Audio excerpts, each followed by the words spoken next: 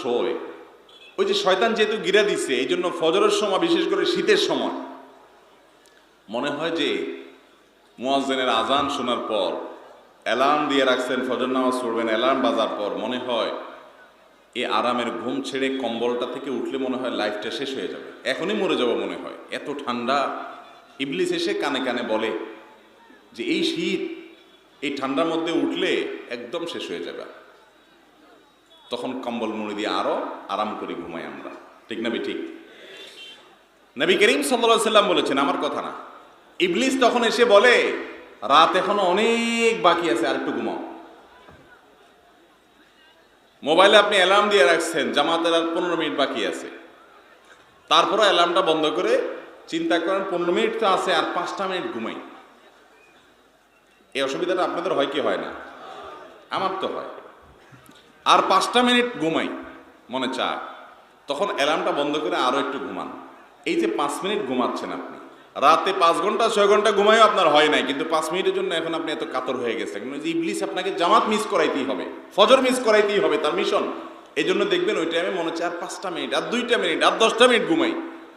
ওই 5 মিনিট আর 5 মিনিট থাকে না, এরপরে এক ঘুমে কখনো কখনো 7টা, কখনো কখনো 8টা। হ্যাঁ, যারা নিয়মিত নামাজি, যারা নিয়মিত নামাজের গুরুত্ব বুঝে, তাদের কথা ভিন্ন। এই রোগটা আমাদের মধ্যে আছে না নেই? মোহতারাম হাজিরিন, শয়তানের সাথে এটা হলো কুস্তি। আরে ये কুস্তি তো হয় আমার ভর কি, কবি ও দবালে কবি তু দবালে। ইবলিসের সাথে এই লড়াইটা তো আজীবনের লড়াই। সে আপনাকে হারাইতে চাইবে, আপনি ফজর যেন উঠতে না পারেন। নবী করিম সাল্লাল্লাহু আলাইহি সাল্লাম বলেছেন, আপনি যখন এত যদি বাঁশির আওয়াজ হয় আশেপাশে, কেমনে কথা বলে বলেন? হ্যাঁ, আশেপাশে কি কোনো পুলিশ টুলিশ আছে নাকি? এত কিসের বাঁশির আওয়াজ ভাই? একটু পরপরে জোরে জোরে চিল্লায়। ভলান্টিয়ার ভাইরা, এত জোরে বাঁশি বাজাবেন না আশেপাশে, দরকারে বেদরকারে অযথাই আপনারা বাঁশি বাজান না, খেয়াল যান। এত আওয়াজ হলে তো কথা বলা যায় না ভাই। এ মাগরিবের পরে মাহফিল করলাম, কত সুন্দর নীরব, এত হইচই হলে কেমনে কথা বলবো? বাঁশি দরকারে বাজান, একেবারে কাছে এসে, কানে কাছে এসে পোঁ করে বাজায়। জি ভাই, তো যেটা বলতেছিলাম, রাসূল করিম সাল্লাল্লাহু আলাইহি সাল্লাম বলেছেন, বান্দা যখন ঘুমায়, ইমানদার যখন একটু সাহস করে, হিম্মত করে ফজরের আজান শোনার পর, ওইটা আর একটু জোর করে বাজাইতেছে বাঁশি, বুঝছেন নি? ইবলিসে মনে হয় একটু খোঁজাইতেছে, একটু জোর করে বাজা, যাতে মৌলবী কোনো কথাই বলতে না পারে। বুঝতে পারছেন? সবাই তো সব জিনিস না, আমার অসুবিধা, আমার সামনে কোনো আওয়াজ হলে আর কোনো কথা হবে না, আওয়াজ হলে আমার অ্যাটেনশন শেষ।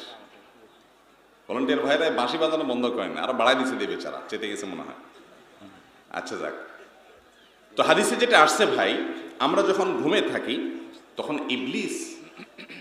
ইবলিস তো ওই যে গিরা দেয়, কিন্তু ইমানদার যখন একটু হিম্মত করে কম্বলটা ফেলে দিয়ে, কাঁথাটা ফেলে দিয়ে উঠে যায়, আল্লাহু আকবার, আল্লাহ বড়, এই ডাকে, সাথে সাথে ইবলিসের দেওয়া 3 গিরার 1 গিরা খুলে যায়। 1 গিরা খুলে যায়। গিরা যে খোলে, এটা আপনারা ফিল করেন কিনা জানি না, আমি ফিল করি। আমি একটু বলি, আপনারা খেয়াল করেন, দেখবেন প্রতিদিন ফিল করবেন, অনুভব করবেন। আপনি লক্ষ্য রাখেন, কম্বলের ভিতরে যখন থাকেন, লেফের ভিতরে যখন থাকেন ফজরের আগে, তখন মনে হয় উঠলে শেষ হয়ে যাবো এই ঠান্ডার মধ্যে।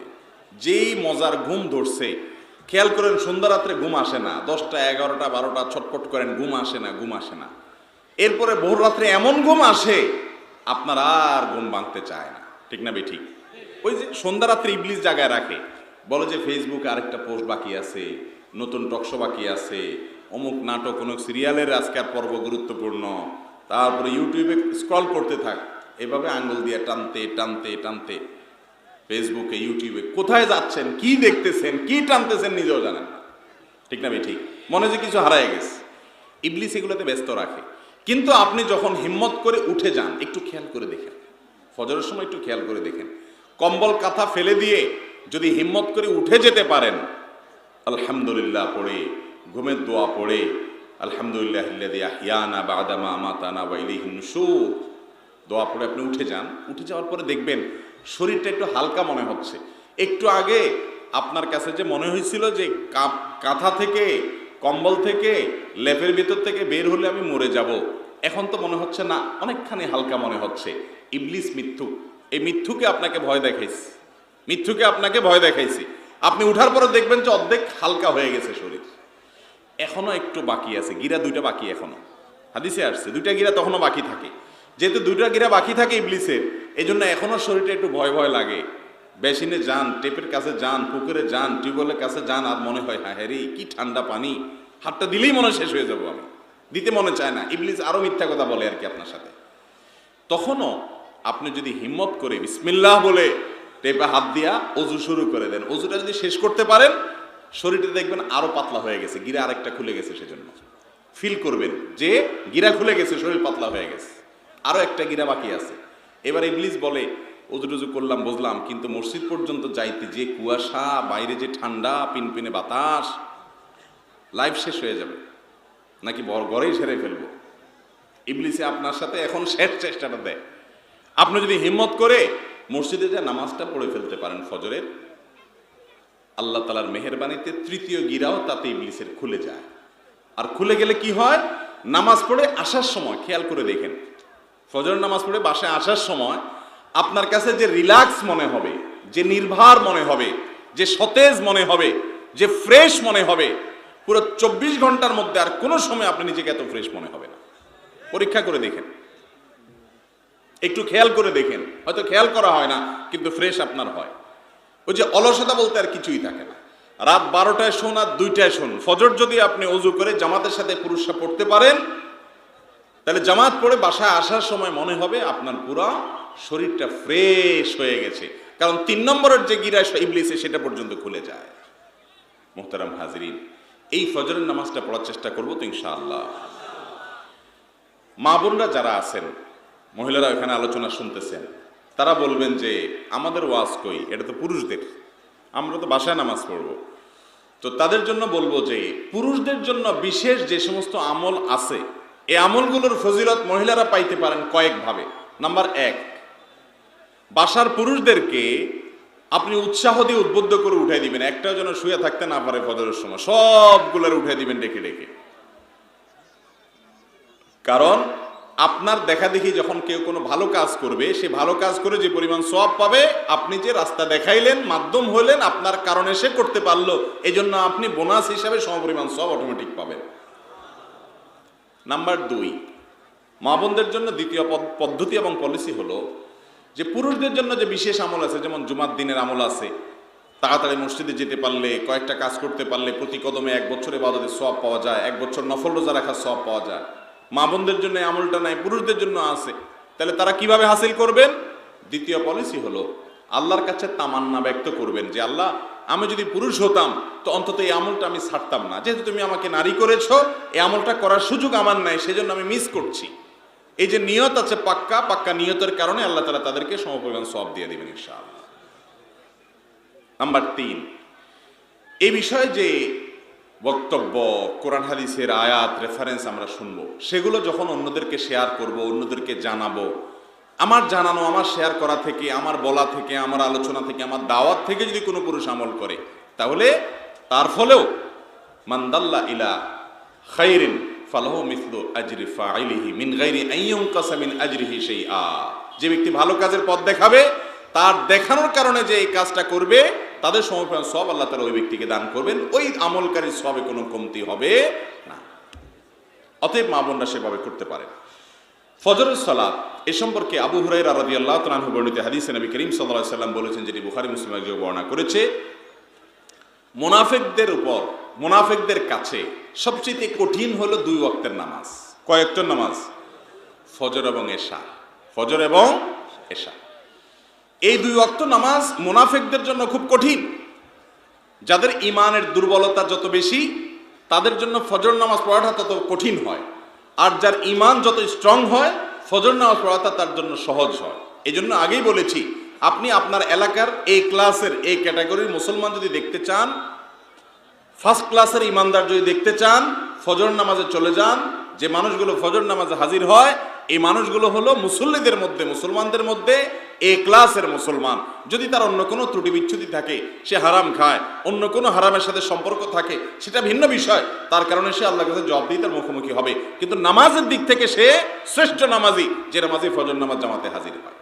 আমাদের অনেক ভাইরা আছেন, দিন প্রচারের কাজ করেন, দাওয়াতের কাজ করেন, ফেসবুকে, অফলাইনে, অনলাইনে, উনি 12টা পর্যন্ত দাওয়াতের কাজ করেন, কিন্তু ফজরের সময় ওনাকে মসজিদে পাওয়া যায় না। আমি এরকম বহুত দাওয়াতের কাজ আলাকে ধরছি, বড় দাওয়াতের কাজ করে, ফজরের সময় হাজির নাই। কিরে ভাই তোমার ফজর কই গেছে, আমতা আমতা করে। এই দাওয়াতের 2 পয়সার কোনো মানে আছে? এটা হলো শয়তানের নেক্সুরতে ধোঁকা। আপনার ফজর মিস হবে, সেই দাওয়াত দিতে ইসলাম আপনাকে বলে নাই। যে মাহফিল রাত 2টা পর্যন্ত করে যায় শুয়ে যাবেন, এরপরে আপনার ফজর পড়তে পারবেন না, এই মাহফিল মুহাম্মদ রাসূলুল্লাহ সাল্লাল্লাহু আলাইহি ওয়াসাল্লাম শেখানো মাহফিল না। এই মাহফিল থেকে উম্মতের হেদায়েত হবে না। আছে না নাই অনেক জায়গায় 2টা, 2:30, 3টা পর্যন্ত মাহফিল হয়, এরপরে যায় ঘুম দেয়, 1 ঘুমে 9টা পর্যন্ত শেষ, ফজর মিস। আল্লাহ তাআলা আমাদেরকে হেদায়েত দান করুন। তো ফজর নামাজের 10টি ফজিলত এবং মর্যাদা।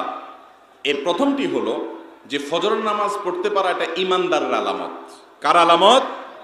মজবুত ইমানের আলামত, শুধু সাধারণ ইমানদার না। কারণ হাদিসে আসছে ফজর নামাজ এটা মুনাফিকের জন্য খুব কঠিন হয়, এশাও তার জন্য কঠিন হয়। যদি ইমানদাররা জানতো, মানুষরা যদি জানতো যে ফজরের নামাজে আর এশার নামাজে কি ফজিলত, কি মর্যাদা আছে, লাআতাউহুমা ওয়ালাউ হাবওয়ান, তাহলে হামাগুড়ি দিয়ে হলেও তারা ফজর নামাজে হাজির হতে, কেউ তাদেরকে দূরে রাখতে পারতো না। নবী করিম সাল্লাল্লাহু আলাইহি ওয়াসাল্লাম বলেছেন এই হাদিসের শেষাংশে এসে, আমার মনে চায় ফজর নামাজের পরে আমি যুবকদেরকে বা মুয়াজ্জিনকে বলি যে সে আজান দিবে, তারপর একামত দিবে, এরপরে আমি আগুন জ্বালাবো এবং দেখব কারা নামাজে আসে নাই ফজরে। যারা ফজরে আসে নাই শুয়ে রয়েছে, তাদের বাড়ি, তাদের ঘর, এগুলো আমার মনে চায় যে আগুনে জ্বালাই দেই। তিনি আগুনে জ্বালান নাই, জাস্ট বুঝাইতে চাইছেন যে ফজর নামাজে উপস্থিত না হয়ে ওই টাইমে ঘুমায় থাকা বা বাসায় ডুমায় ডুমায় পুরুষ মানুষ হইয়া নামাজ পড়া, এটা এরকম অপরাধ যে অপরাধের কারণে আগুনে পোড়ানো, আগুনে শাস্তি দেওয়ার মতো অপরাধ নবী সাল্লাল্লাহু আলাইহি ওয়াসাল্লাম দেন নাই, দিতে বলেনও নাই, শুধু বোঝার জন্য বলেছেন। তাহলে এই হাদিস থেকে বোঝা গেল ফজরের নামাজটা বিশেষ করে এটা ইমানদার, পাক্কা ইমানদারের আলামত। আর ফজর পড়তে আপনার কষ্ট হয়, তাহলে আপনি নিজের সম্পর্কে নিজে মেপে নেন যে আপনার ভিতরে মুনাফিকি আছে, কপটতা আছে, ইমানের দুর্বলতা আছে, যার কারণে ফজর আপনি পড়তে পারেন না। আল্লাহ তাআলা আমাদের ইমানকে মজবুত করার তৌফিক দান করুন। নাম্বার 2, ফজর নামাজের দ্বিতীয় ফজিলত হলো যে এই নামাজটা যদি কেউ জামাতের সাথে পুরুষরা পড়তে পারেন, মা বোনরা ওয়াক্ত মতো বাসায় পড়তে পারেন, তো এই ব্যক্তি আল্লাহর জিম্মায় চলে যায়। আল্লাহ তাআলা তার সারাদিনের জন্য ইন্স্যুরেন্সের জিম্মাদার আল্লাহ তাআলা হয়ে যান, আল্লাহ তাআলার জিম্মাদারিতে চলে যায়। তার কোনো আকস্মিক বিপদ থেকে আল্লাহ তাকে হেফাজত করেন। এই সম্পর্কে সহিহ মুসলিমের হাদিসে আসছে, নবী সাল্লাল্লাহু আলাইহি ওয়াসাল্লাম বলেছেন, মান সাল্লাল ফজরা মান সাল্লাস সুবহা ফাহুয়া ফি জিম্মাতিল্লাহ। যে ব্যক্তি সকালের নামাজ অর্থাৎ ফজর নামাজ পড়বে, সে ব্যক্তি আল্লাহর জিম্মায় চলে যায়, আল্লাহ তাআলা তার জিম্মাদার হয়ে যান। নাম্বার 3, ফজর নামাজের তৃতীয় ফজিলত হলো যে ব্যক্তি ফজর নামাজে হাজির হয়, এই ব্যক্তির জন্য স্বয়ং আল্লাহ রাব্বুল আলামিনের ফেরেশতারা আল্লাহর কাছে নেককার হিসাবে, আমলদার হিসাবে, মুত্তাকি হিসাবে, পরেজগার হিসাবে, খাঁটি ইমানদার হিসাবে ফেরেশতারা গিয়ে আল্লাহর কাছে সাক্ষ্য দেয়। ফেরেশতাদের সাক্ষ্য পাওয়া যায়। এ সম্পর্কে বুখারী মুসলিম একদিকে বর্ণনা করেছে যে নবী করিম সাল্লাল্লাহু আলাইহি ওয়াসাল্লাম বলেছেন, ইয়াতাআকাবুনা ফীকুম মালায়েকাতুম বিল-লাইল ওয়া মালায়েকাতুম বিন-নাহার। তোমাদের কাছে, জমিনবাসীর কাছে, দুনিয়াবাসীর কাছে আসমান থেকে কিছু ফেরেশতা আসেন দিনের দায়িত্ব পালনের জন্য, কিছু ফেরেশতা আসেন সন্ধ্যার সময় রাতের দায়িত্ব পালন করার জন্য। ওয়ায়াজতামিউনা ফি সালাতিল ফজর, আর তারা সকালের সময়টাতে একত্রিত হয়।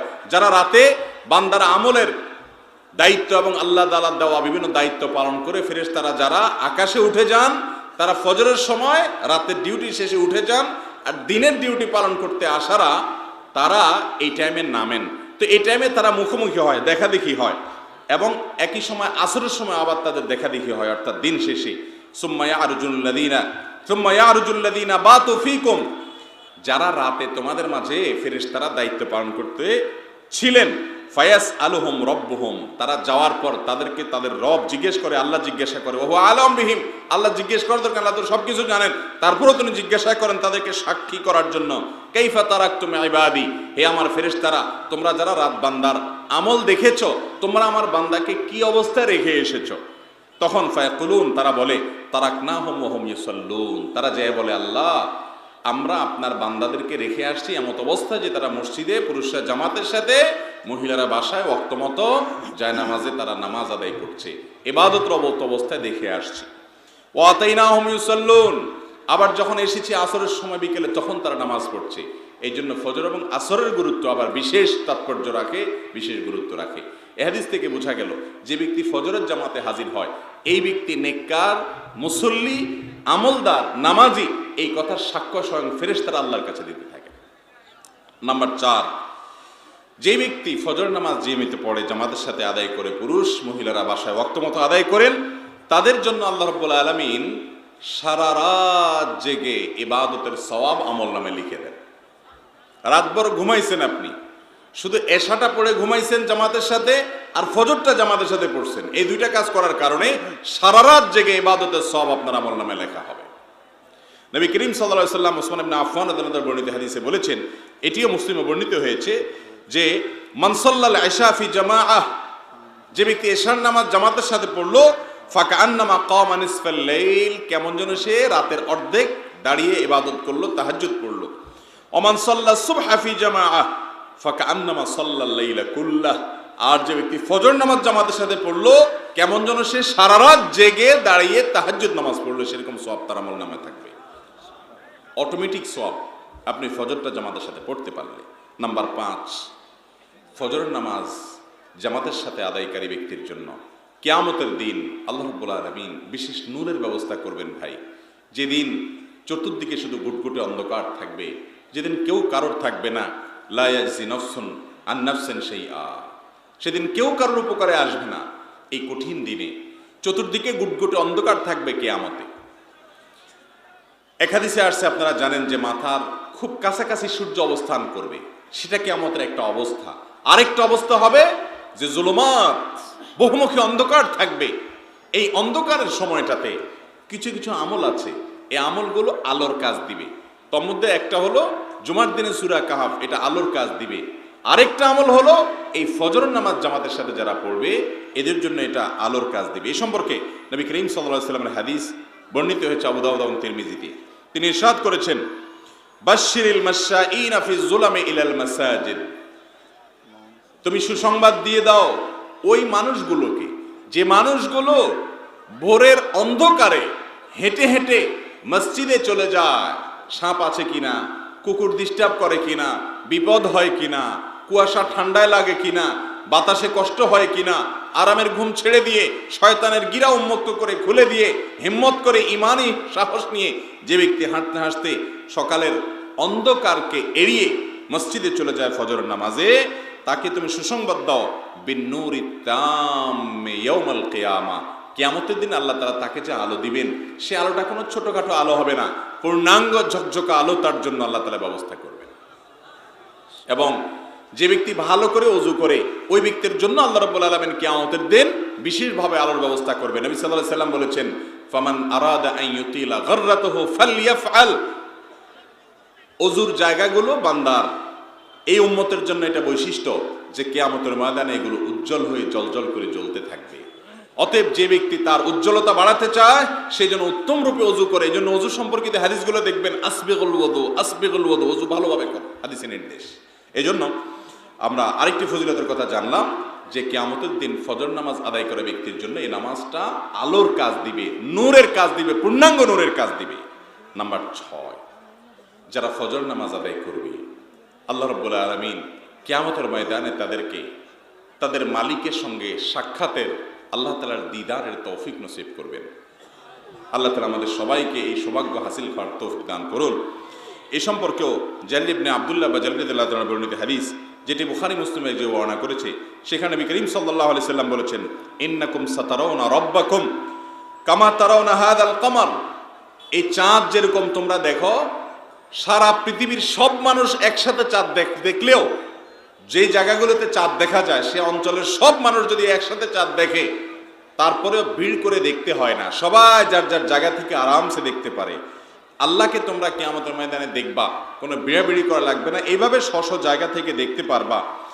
ফাইনিস্তাতাতুম আল্লাহ তুগলাবু আলা সালাতিন ক্বাবলা তুলুইশ শামসি ওয়া ক্বাবলা গুরুবিহা ফাফআলু, যদি সেদিন তোমাদের মালিককে আল্লাহ রাব্বুল আলামিনকে দেখতে চাও, তার দিদার দেখতে পাইতে চাও, তার সাক্ষাৎ পাইতে চাও, তাহলে তোমরা সূর্য ওঠার আগে আর সূর্য ডুবার আগে এই 2 ওয়াক্ত নামাজের ব্যাপারে খুব গুরুত্বশীল দিবা, খুব গুরুত্ব দিবা, খুব সতর্ক থাকবা, খুব সাবধান থাকবা। এই নামাজটা যেন মিস না হয় চেষ্টা করবা, তাহলে আল্লাহকে দেখতে পারবা। ফজরের নামাজ আর আসরের নামাজ, সূর্য ডুবার আগের নামাজ আর সূর্য উঠার আগের নামাজ। আল্লাহ তাআলা আমাদেরকে আমল করার তৌফিক দান করুন। তাহলে 6 নম্বর ফজিলত পাইলাম যে ফজর নামাজ জামাতের সাথে পড়ার মাধ্যমে, ফজর নামাজ নিয়মিত আদায় করার মাধ্যমে আল্লাহ তাআলার দিদার কিয়ামতের ময়দানে নসিব হবে ইনশাআল্লাহ। নাম্বার 7, সবচেয়ে বড় সফলতা, ফামান যুহজিহা আনিন নার ওয়া উদখিলাল জান্নাতা ফাকাদ ফাজ। ভাইরে, দুনিয়াতে বড় আলেম হওয়া, বড় বক্তা হওয়া, ফেমাস হওয়া, জনপ্রিয় হওয়া, সবার বাহবা পাওয়া, লাখপতি কোটিপতি হওয়া, বড় পদের অধিকারী হওয়া, প্রধানমন্ত্রী প্রেসিডেন্ট হওয়া, পাওয়ারফুল মানুষ হওয়া, এগুলো কোনোটা সফলতা না, এগুলো সাময়িক সফলতা। চোখ বন্ধ হওয়ার সাথে সাথে এই সফলতা শেষ। মানুষের জীবনে সবচেয়ে চূড়ান্ত সফলতা কোনটা? আল্লাহ সে সম্পর্কে বলেছেন, ফামান যুহজিহা আনিন নার। যে ব্যক্তিকে কিয়ামতের দিন আল্লাহর ফেরেশতা ঘোষণা দিয়ে পরওয়ানা শোনাবেন যে তোমাকে জাহান্নাম থেকে অমুকের ছেলে অমুক, তোমাকে জাহান্নাম থেকে মুক্ত ঘোষণা করা হলো, তোমার জান্নাতে এন্ট্রেন্সের ঘোষণা দেয়া হলো, ফাকাদ ফাজ। এই ব্যক্তি সফল হয়ে গেল, আর কোনো ব্যর্থতা তাকে জীবনে স্পর্শ করবে না। এই সৌভাগ্য সুযোগটা হবে ফজর নামাজ আদায়কারী ব্যক্তির উপরে। ভাইরে, ফজর নামাজের সময় শুয়ে থাকেন, মুসলমানের সন্তান, নিজেকে মুসলমান দাবি করেন, জাহান্নাম থেকে মুক্তির আশা করেন, আল্লাহর কসম ফজর নামাজ না পড়ে জাহান্নাম থেকে মুক্তি সম্ভব না। নাজাত যদি পাইতে চান ফজর আপনাকে পড়তে হবে। এই সম্পর্কে নবী করিম সাল্লাল্লাহু আলাইহি সাল্লামের হাদিস সহিহ মুসলিম বর্ণিত হয়েছে। তিনি বলেছেন, লা ইয়ালিজান নার আহাদুন সাল্লা ক্বাবলা তুলুইশ শামস ওয়া ক্বাবলা গুরুবিহা। ওই ব্যক্তি কখনো জাহান্নামে প্রবেশ করবে না। হাদিসের ভাষাটা লক্ষ্য করেন, জাহান্নামে পড়ার পরে আবার বের হবে সেটা না, কখনো জাহান্নামে প্রবেশ করবে না। লা ইয়ালিজা, মানে এক সেকেন্ডের জন্য পড়বে না, সোজা জান্নাতে যাবে যে ব্যক্তি সূর্য ওঠার আগের আর সূর্য ডুবার আগের এই 2 ওয়াক্ত নামাজকে নিয়মিত পড়ে, অর্থাৎ ফজর এবং আসর। আর পুরুষ জামাতের সাথে আদায় না করলে তার নামাজ পূর্ণাঙ্গতা হয় না, পূর্ণাঙ্গতা পায় না। মহিলারা ওয়াক্ত মতো বাসায় পড়লেই তাদের হয়ে যায়।